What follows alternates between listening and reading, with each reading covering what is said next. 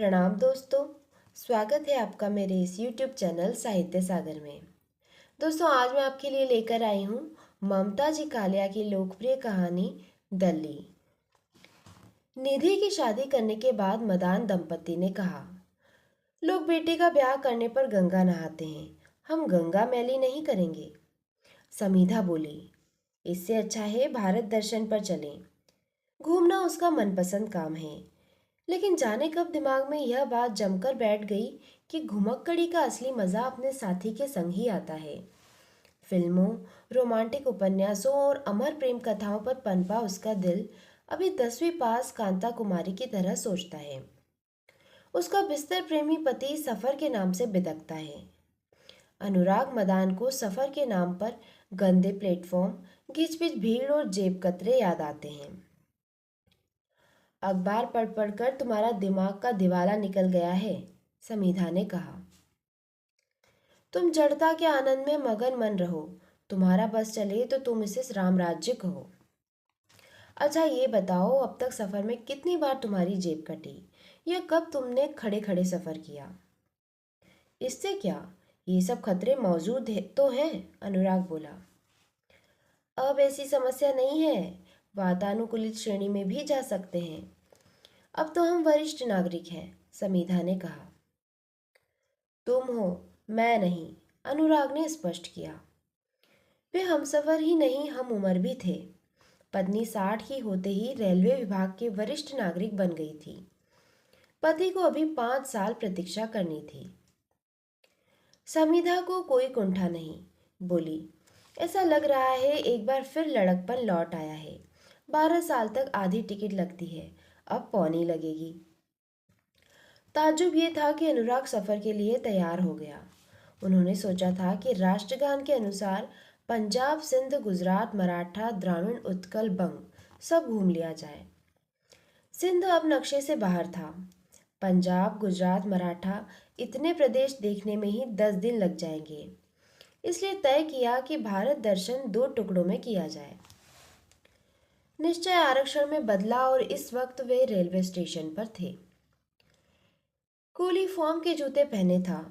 वो लंबे फुर्तीले डग भर रहा था। उनकी दोनों अटैचियां और थैला उसने आसानी से उठा लिया और प्लेटफॉर्म नंबर 7 के लिए चलने लगा। थोड़ी देर में वे उसके साथ कदम मिलाने की कोशिश करते रहे, पर जल्दी ही हाँफ गए। अब कूली आगे था और वो पीछे। कोई बात नहीं, पीछे से उस पर ज्यादा नजर रखी जा सकती है, समीधा ने सोचा। सीढ़ियों पर एक तरफ ऊपर की ओर चढ़ता हुआ रेला था और दूसरी तरफ उतरता हुआ। भीड़ में सिर ही सिर दिखाई दे रहे थे। सामान के चढ़ते उतरते पिरामिडों की कतारें। थोड़ी देर उन्हें अपनी भद्रंग अटैचियां नजर आती रही, फिर वे भीड़ में गड्ढमड्ढ हो गई। दोनों की नजरें मिली। दोनों में डर था। क्या तुमने कूली का नंबर पढ़ा था? समीधा ने पूछा। उसने मौका ही कहाँ दिया, बस सामान उठाकर साबू की तरह चलता बना। अब इस रेले में उसे कहाँ ढूंढेंगे? अपने डिब्बे तक पहुंचने में वे दोनों पसीना पसीना हो गए। देखा, कूली सामान समेत सिर घुमाकर उन्हें हैर रहा है। समीधा ने कहा, क्यों भैया, गाड़ी तुम्हें पकड़नी है या हमें? तीर की तरह पहुंचे हो, देख तो लेना था सवारी कहाँ है। कूली ने कहा, बहन जी आपको तो एक गाड़ी पकड़नी है, मुझे तो दिन भर में 20 गाड़ियां पकड़नी होती है। जल्दी पैसे निकालिए, गाड़ी चलने वाली है। कूली ने बर्थ के नीचे सामान नहीं लगाया।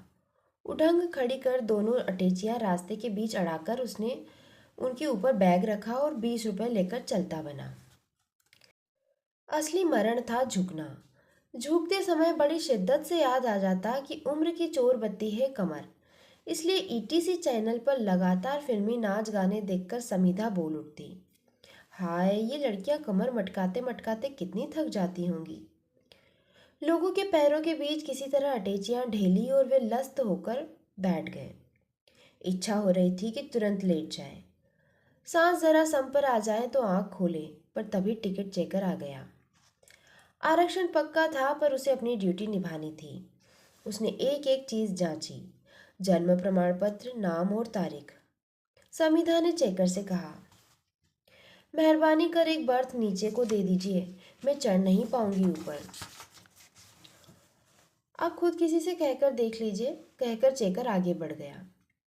जिन यात्रियों की निचली बर्थ थी वे झटपट लेट गए।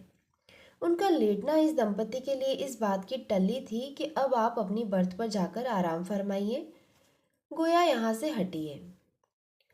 दोनों ऊपर की सीटों को ऐसे देख रहे थे जैसे हिमालय की चोटी पर स्थित हो। फिर अनुराग बगल की पैर सीढ़ी से ऊपर चढ़ गया। चढ़ने के बाद वह नीचे उतर आया। उसने कहा, उतना मुश्किल नहीं है, चलो मैं तुम्हें मदद करूं। समिधा ने कमर से दुपट्टा कसा, चप्पलें उतारी और हिम्मत पहन ली। उसने पैर सीढ़ी पर पहला कदम रखा। पति ने कहा, देखो गिरना मत, वैसे मैं नीचे खड़ा हूं। तभी नीचे की बर्थ वाली यात्री अकबकाकर उठ बैठा। उसने कहा, मैडम आप परेशान न हो, मैं ऊपर चला जाता हूँ। उन दोनों ने कृतज्ञता जताई। यात्री अपना चश्मा, अखबार और पान मसाले का डब्बा लेकर ऊपर चला गया। अनुराग ने हमेशा की तरह चश्मा, वॉलेट और घड़ी समिधा को पकड़ाई और सिर तक कंबल ढककर सोने की घोषणा जारी कर दी। अब समिधा को 9 चीजों की चौकसी करनी थी। दोनों के चश्मे, बटुए और घड़ियां तो थी ही, सीट के नीचे रखे सूटकेस और थैला भी। सुरक्षा चेन वह जानबूझकर नहीं रखती थी, क्योंकि उसे बांधने की कसरत उससे नहीं होती। मन में यही आता कि अटैचियों में आखिर ऐसा है ही क्या, कुछ जोड़ी कपड़े और कागज पत्तर बस। अनुराग कहता, मेरे कुर्ते इतने लंबे और खुरदुरे हैं कि चोर उन्हें ले भी गया तो वापस कर जाएगा। पर देर तक नींद नहीं आई। सामान की असलियत पता होने पर भी चोरी का डर एक स्वतंत्र खतरा होता है। आजकल तो चोर रेल में चढ़कर चोरी के साथ साथ मारपीट भी कर जाते हैं। समीधा सोचने लगी, कैसे होते होंगे रेल चोर। वे कच्चा बनियान गिरोह के होते होंगे या लोटा चोर बिरादरी के, या इन्हीं सोते हुए यात्रियों में से कुछ लोग उठकर अचानक लूटपाट शुरू कर देते हैं। कुछ भी हो, रेल चोर होते तो होंगे जबर। डब्बे के दोनों तरफ के टॉयलेट में से वॉश बेसिन के ऊपर का शीशा, टोंटी और मग नदारद थे। जहां जहां लिखा था, भारतीय रेल आपकी संपत्ति है, इसकी रक्षा स्वयं करें, वहां वहां चोरों ने कुछ न कुछ अवश्य उखाड़ा हुआ था। समीधा को अपने पर हैरानी हुई। कहाँ तो उसने सोचा था कि यात्रा में वह सिर्फ सुंदर दृश्य, मधुर बातें और अच्छे अनुभव इकट्ठे करेगी। कहाँ वह निर्मूल आशंकाओं से घिरी हुई है। रात के सफर उसे नागवार लगते हैं। न बाहर का दृश्य दिखाई देता है, न अंदर का अनुभव। सबके सब यात्री एक से कंबल ओढ़कर लेटे हुए ऐसे लगते हैं जैसे लाश गाड़ी जा रही हो। समिधा ने अपना कंबल उघाड़ लिया, पानी पिया। उसे लगा भ्रमण अकेले करने का सुख इससे बढ़कर और बेहतर होता होगा। ये क्या कि दूसरे की इच्छा को आदेश समझो। घर से चलते हुए अनुराग ने उसे घुड़का था। वह अक्सर उसे अग्रिम गुड़क देता। सफर में कोई प्रसाद कहकर कुछ दे तो खा मत लेना। जहर खुरानों का किस्सा रोज अखबार में आता है। नशे का लड्डू खिलाकर यात्रियों को लूट लेते हैं। तुम तो तैयार बैठी रहती हो धोखा खाने के लिए। समिधा ने हमेशा की तरह मुंह लटका लिया। लड्डू और धोखे का रिश्ता वह आज तक नहीं बैठा पाई। दिल्ली सकुशल पहुंच गए। इस बार प्लेटफॉर्म पर छांट कर ऐसा कुली चुना जो शक्ल से थका हारा लगे। उसे पहले ही समझा दिया, भाई धीरे धीरे चलना। स्टेशन पर जगह जगह लगे भारत दर्शन के पोस्टर मन को आह्लादित कर रहे थे। हर पोस्टर स्वागत स्वागत बोल रहा था। स्टेशन इस वक्त साफ सुथरा था। सुबह 6:40 के वक्त एक नया नकोर प्रदूषण रहित दिन इन दोनों के सामने प्रस्तुत था और वे मन में अगली यात्राओं के सुहाने नक्शे बना रहे थे। अच्छी चाय की तलब लगी थी। सीढ़ियों से ही कुछ लोग साफ टैक्सी, साफ स्कूटर कहते पीछे लगे, पर अनुराग ने उन्हें मना कर दिया। पास ही के यात्री भवन जाना था। उसने कूली से कहा कि वह वहां तक पहुंचा दे। टाइम नहीं है, कूली ने कहा।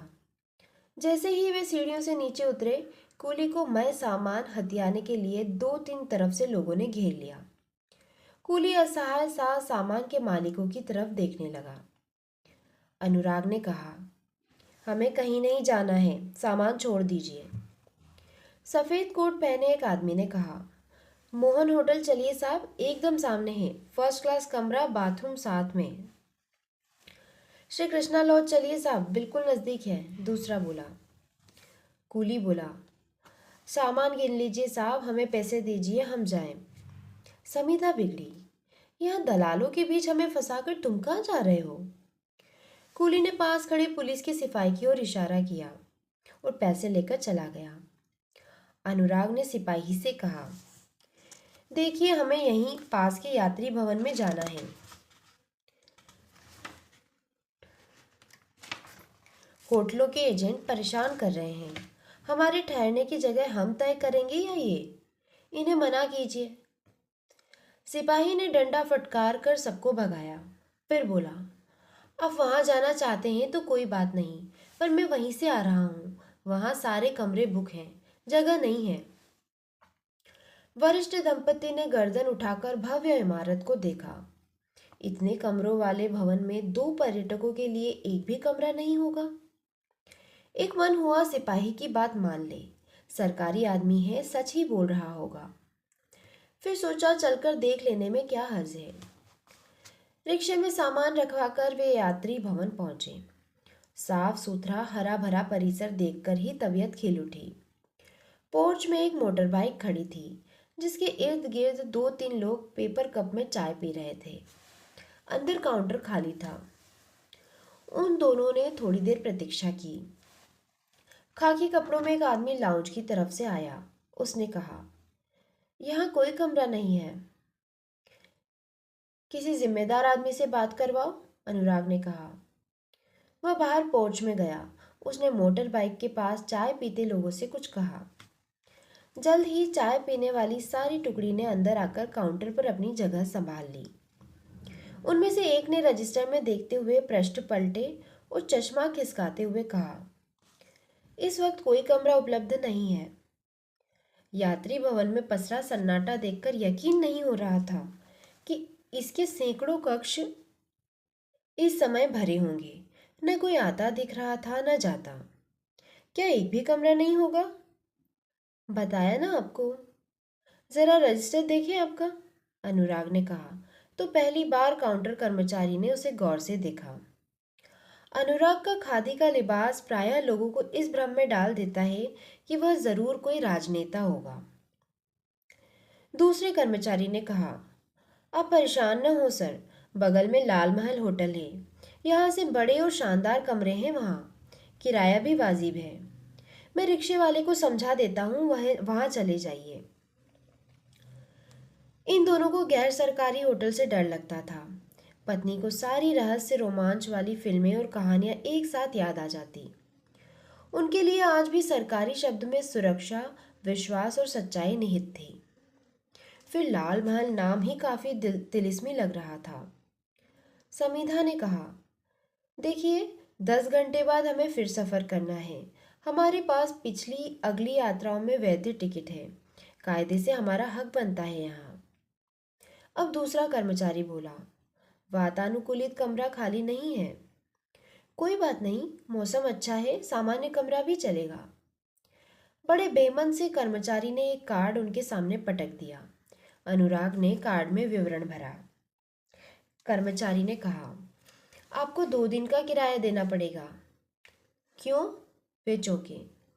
हमारा चेक इन टाइम 10 बजे है, आप पहले आ गए हैं। हम 15-20 मिनट इंतज़ार कर लेते हैं। पर आपकी गाड़ी का समय 6:40 है ना सर, अनुराग ने कहा। आप दिखाएं कहाँ लिखा है। काउंटर कर्मी भड़क गया।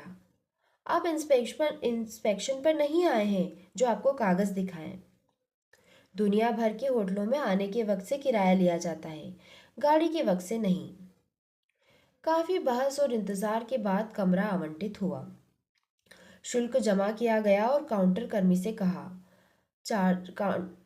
कर्मी ने कहा 409। फिर सामान के लिए इधर उधर सहायक खोजने लगे। सामान आपको खुद ले जाना पड़ेगा, कर्मचारी ने बताया। किसी तरह वे सामान घसीटकर लिफ्ट तक लाए। चौथी मंजिल पर आकर उन्होंने पाया कि कई गलियारे और मोड़ पार कर अटेंडेंट के हाउसकीपिंग पटल के पास 409 है। आगे पीछे के गलियारों के सभी कक्ष खाली पड़े साए साए कर रहे थे। गलियारों की छत में कबूतर फड़फड़ा रहे थे। फर्श पर हफ्तों पुरानी बीट चिपक कर सूख गई थी। पूरी मंजिल पर इन दो यात्रियों के सिवाय कोई आहट नहीं थी।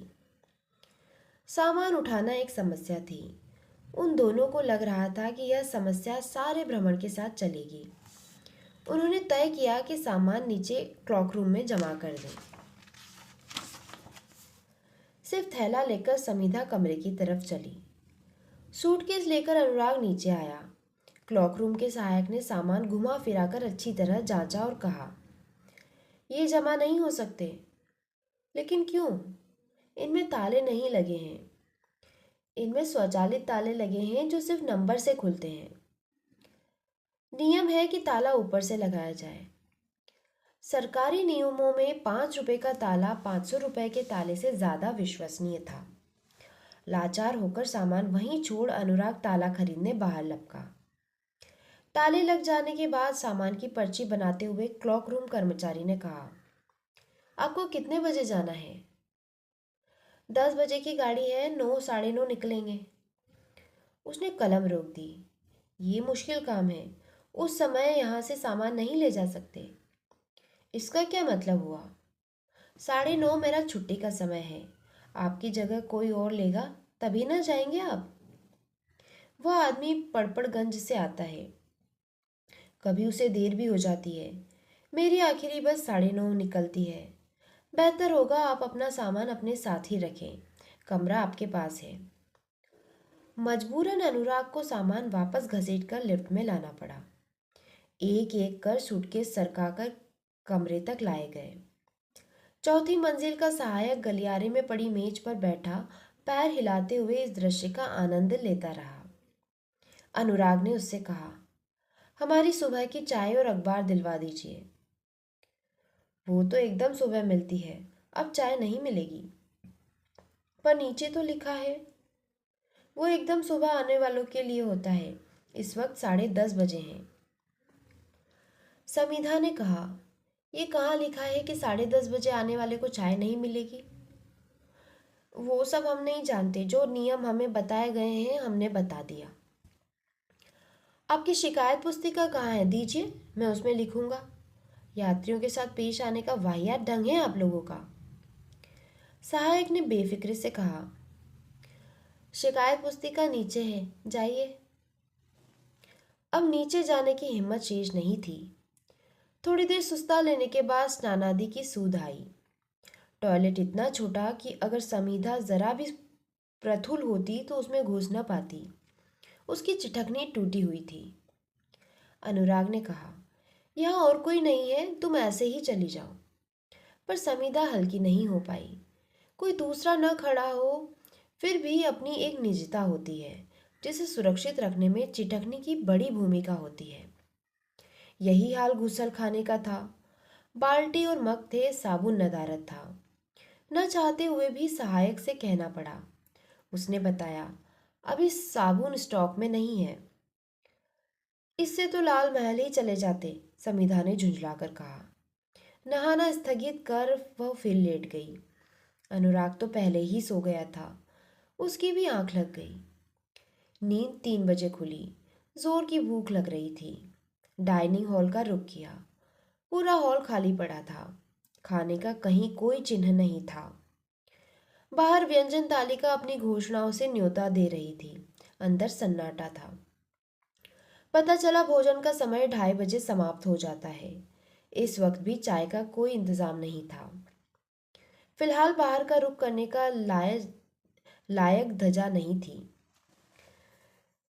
भूख प्यास दबाकर वे लाउंज में बैठकर टीवी में मन लगाने का प्रयत्न करने लगे।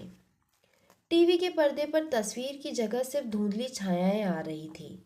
आवाज एकदम गायब थी। वहां पोंछा लगाने वाले फर्राश से पूछा, इसका रिमोट कंट्रोल कहाँ है? नहीं है, कोई लेकर चला गया। ये ऐसे ही चलता है? हाँ। उकता कर उन्होंने सोचा शुद्ध पानी की एक बोतल लेकर पी जाए। डाइनिंग हॉल के सहायक ने कहा। मैडम, 10-15 मिनट बाद आइए। अभी बोतलें फ्रीज में लगाई है, ठंडी होने पर मिलेगी। काउंटर से कूपन लाए? नहीं, पानी कूपन पर नहीं है। सत्कार की सभी संभावनाएं वे टटोल चुके थे।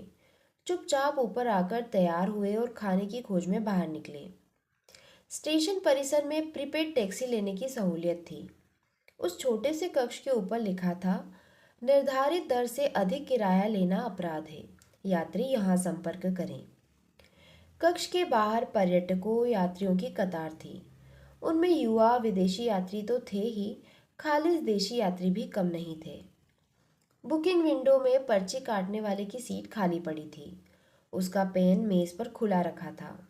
कुर्सी पर कोट लटका हुआ था। किसी ने कहा, चाय पीने गया होगा, अभी आ जाएगा। एक यात्री ने कहा, 20 मिनट से मैं देख रहा हूँ, कोई नहीं आया इधर। चाय पीने पान खाने में 20 मिनट तो लगते ही हैं, किसी और ने राय दी। नियम प्रेमी यात्रियों की कतार लंबी होती जा रही थी। अब वहां टैक्सी चालक, स्कूटर ड्राइवर मंडराने लगे थे। वे धीरे से मुसाफिरों के पास आकर पूछते, उसे कहाँ जाना है। फिर वे एक मुश्त किराए का अंदाज बताते। थकान से लस्त कई यात्री कतार छोड़ उनके साथ हो लेते। उन्हें वाहन में बैठाकर ड्राइवर तुरंत दूसरी सवारी की खोज में लग जाता। इस तरह वह एक खेप में कई खेप का किराया कमा रहा था। पीछे से एक सरदार ने कहा, ये दिल्ली तो एकदम दल्ली बन गई है बादशाहों। सब हंस दिए। सबको पता था यहाँ गुस्से और शिकायत का कोई अर्थ नहीं है। ये भी पता था कि पूर्व निर्धारित किराए की पर्ची काटने वाला जल्द आएगा ही नहीं। हो सकता है वह यहीं कहीं खड़ा जग का मुजरा देख रहा हो। भारत दर्शन का शुभारंभ बड़ा संदिग्ध हो रहा था। फिर भी वे हौसला नहीं हारे। हो सकता है आगे जाकर स्थितियां अच्छी हो जाए। फिर दिल्ली उनके नक्शे में सिर्फ पड़ाव था, मुकाम नहीं। इससे पहले भी वे कई बार दिल्ली आए थे। हर बार उन्हें यही लगा कि यह अंधेर करने वालों का अभयारण्य है। 10 बजे की गाड़ी के लिए वे 9:30 बजे बाहर आ गए। कहीं कोई वाहन नजर नहीं आ रहा था। तभी किसी विदेशी सैलानी को लेकर आई एक टैक्सी रुकी। टैक्सी वाले ने उससे 350 रुपए की मांग की। सैलानी अपनी गिटपिट जुबान में उससे मीटर मीटर कार्ड की मांग कर रहा था। पता चला वह गलती से पहाड़गंज वाली तरफ उतर गया था।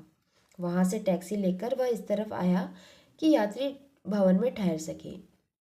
इतनी सी दूरी के 350 रुपए कैसे हो गए? अनुराग ने कह दिया। आप चुप रहो जी, आपसे तो नहीं मांगता ना। टैक्सी वाला घुर्राया। सही जगह पहुंचा दिया, यही कम है क्या? कुछ देर झिकझिक के बाद सैलानी ने 100-100 के 2 नोट उसे दे दिए। मदान दंपति टैक्सी ड्राइवर से कहना चाहते थे कि वह उन्हें सामने स्टेशन तक पहुंचा दे, पर वो तो किराया मिलते ही हवा हो गया। वे देर तक इधर उधर बदहवास से वाहन तलाश रहे थे। उनके ठीक पीछे बड़े से लाल कपड़े पर सुनहरे अक्षरों में छपा बैनर लहरा रहा था, 1 अक्टूबर अंतर्राष्ट्रीय बुजुर्ग दिवस। उनके आगे लंबी सी होर्डिंग लगी थी, उत्तर रेलवे आपका स्वागत करता है, आपकी यात्रा मंगलमय हो। तो दोस्तों, कहानी यहीं समाप्त होती है। कहानी आपको कैसी लगी मुझे कमेंट बॉक्स में लिखकर ज़रूर भेजना। दोस्तों, अगर मेरे द्वारा सुनाई गई कहानियाँ आपको पसंद आ रही है तो प्लीज़ मेरे चैनल को सब्सक्राइब कीजिए तथा अपने दोस्तों तथा परिचितों में शेयर भी कीजिए। आपका बहुत बहुत धन्यवाद।